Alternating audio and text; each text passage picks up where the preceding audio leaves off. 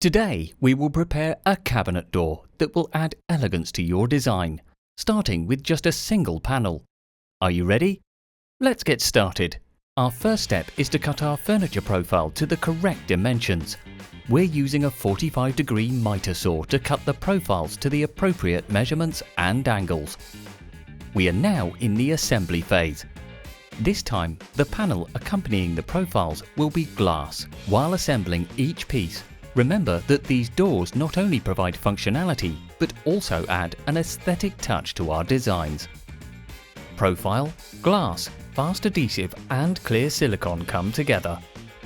Fast adhesive is applied to the cut edge, and the joint is supported by applying cooling spray.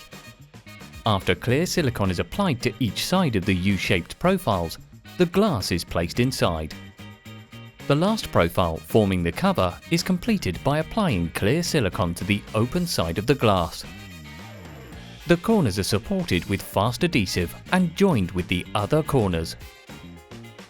The side profiles are applied to the glass, and with the help of a mould, the middle profile is first completed, followed by the right and left division profiles using PU adhesive.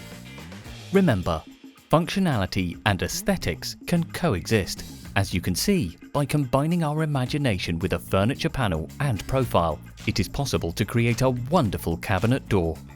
This door is no longer just a piece, but has become a work of art, reflecting the spirit of our designs.